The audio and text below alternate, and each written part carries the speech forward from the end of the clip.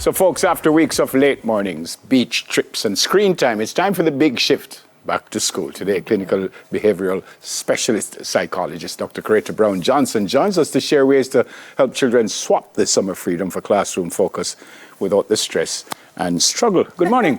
Welcome. Good morning. Without the stress and struggle. Swap sounds like I'm going into a different type of, go in this closet, come out ready. But depending on the age, some of them want to go back to school. I'm tired of mommy and daddy now and want to see the friends. The younger one. Yeah, tired of mommy and daddy and want to see the friends again for run up and down. Maybe. But let's look at the ones who might not necessarily move from summer to back to school.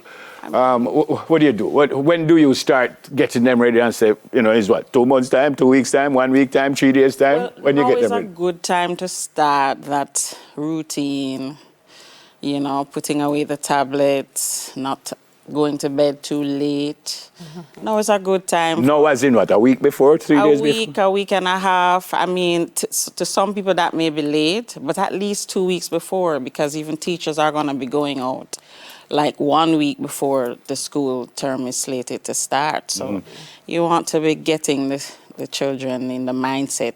I think by the time you start buying books and prepping with uniform, there's that sense of, okay, the school term, the new year is emerging.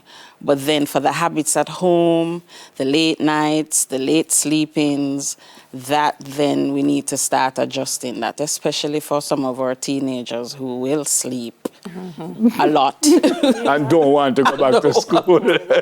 Yeah. Yes. How do you, because I feel like when the holidays come, the mindset is, I'm free, everything is okay. And then when school is to resume, it's like, oh my gosh, it's going to be so... How do you change that mindset? How do you make school seem like it's going to be fun? I mean, I remember growing up it depends on what the child's interest is too. Yeah. And looking forward to see the friends. I remember I used to read my literature books because I loved literature. So it's really getting the child in the sense of, look, it's a new year because everybody's going a year up.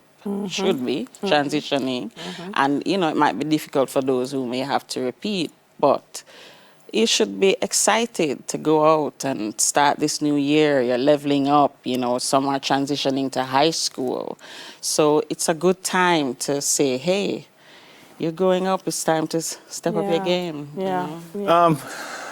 Dr. Brown-Johnson, what about the parents? That kind of traumatic to all of a sudden you have to get up 4 o'clock now and make breakfast. If you have a child, you should be in that routine by now, in a sense. As a parent, that's a part of parenting. I was just having a conversation with one of your crew members who were talking about, he was talking about missing taking the children to school and stuff. And I was like, I don't know if I missed that part. But parenting, we should be open to that mindset by the time you're, if you're a new parent, it's understandable. It's a transition if your child is just going to preschool. But by the time your child is in grade 4, transitioning to high school, as a parent, you're going to want to set that train on the track early so you're less stressed, hopefully. Should you introduce them to, as you said, you love literature, so you used to read books. Should you reintroduce that kind of engagement with school? So, even if they have the tablets, make them read something that has to do with school. Yes, I would think that some of that was happening too during the summer, because you'd have had summer school for some students. I mean, I've heard parents talking about homework and, reading stuff and doing work that's behind or just getting back, on par. So, yes, it's not something you should put down and forget about for the 8 weeks of summer. Yeah, you want to read a book, even if maybe it's not related to something you're studying at school. You still want to be engaged in that sense. Usually when you're planning a trip, whether just the rural area or foreign, you kind of have a little checkbox and you say, all right, I take this and occupy. And I take that and I have my passport and I have my visa and I buy my grip. Yeah, it's the same thing. Well, I was just going to ask you. So Yes. give me Books. a tick box here now. Make All we tick right, them so off. by now... This is to parents. To parents, Yeah. by now, let's start with the finances. Let me do the hard part first. Yeah. Because that's a big deal for parents going back to school now. You know, you have to plan, school fees are coming up, that type of thing. Then you have the book list, you have the uniform, you have the timetabling, you have the parent meetings and stuff. So the schools are usually in touch by now to know what's orientation looking like for your child, depending on the age and stage. So you want to have a plan in terms of how you're going to deal with that. So tick off uniform, Yeah. tick off book. Book. Where is it tick off? How many again? books? One book per subject. All right, how tick it off works. that. Where is Yes, it? Where- pencil, Tick rubber, off that. Tick pen. off that. Tick off that. Yes, markers for the Yeah. lower grades, crayons if you need crayons, Play-Doh. It's usually a whole thing.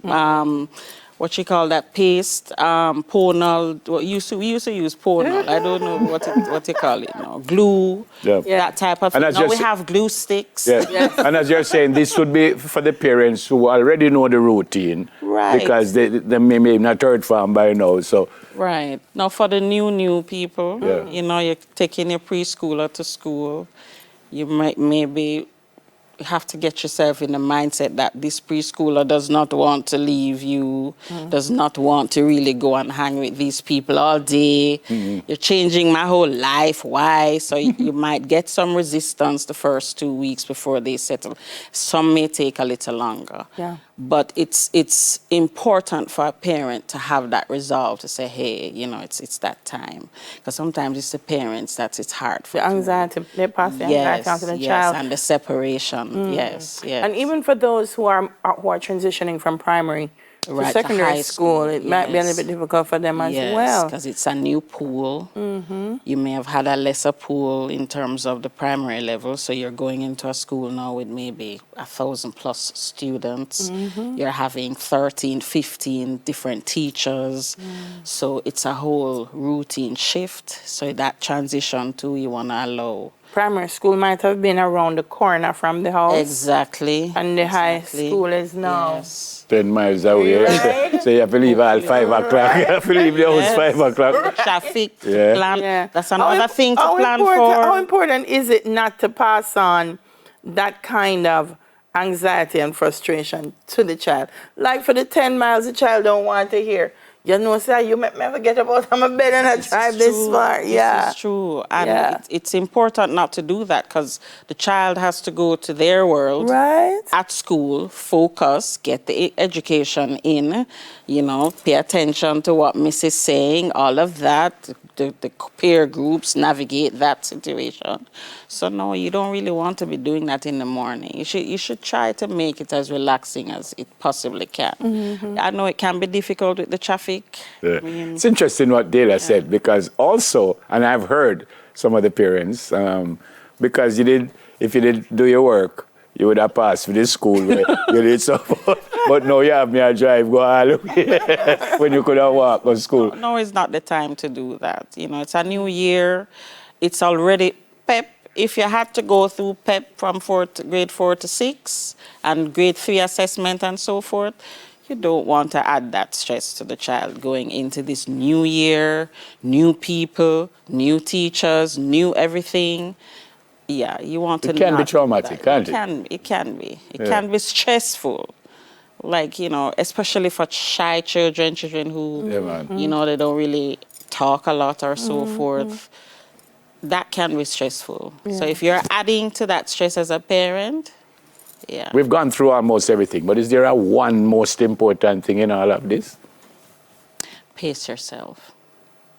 It's important to just pace yourself. Even for teachers going back, teachers too have to get themselves back in the mindset of being in the classroom, you know, teaching your children. So you as a parent, you should pace yourself because it's a lot. You have to deal with lunch money, all of the things, the obligations. vary and they can be wide and demanding. So it's important to pace yourself, breathe, don't lose it in the traffic, try not to lose it before you get to work yourself. You know, all of those things, it's important to try and maintain as best as possible and balanced mindset, balanced emotions. Don't cuss off the pitney and then you go to work and it's a whole fluster during the day. Pace yourself. And if I finish, you got to pick them up. Exactly. You've been, I don't know how many parents you speak with, but obviously you know what you're talking about. Yeah. Do you have situations where them really just can't manage this? Yes, and you have to walk them through it. Situations as simple as parent is hanging out at the classroom all day and the teacher has to, mommy, daddy, go. Simple things like child, you know, raising them in an independent way. Sometimes the parents are carrying the bag still at the teenage stage. And you have to be like, put the bag down, allow them to take it forward, you know. So, All right. yeah. Well explained. Thanks for coming in. Thank you for Blessings. having me again. Thanks. And young ladies and young men, you're just brilliant. You are brilliant and you're going to be brilliant in school. And just have some fun. Just have some fun. Because it's just one time you're going to do this. Yes. Have some fun. All right. Dr. Coretta Brown Johnson, clinical behavioral specialist psychologist. Thanks again for coming in. Thank you for having me. Coming up, we speak with the 2025-26 Chevening Scholarship awardees. Soon come.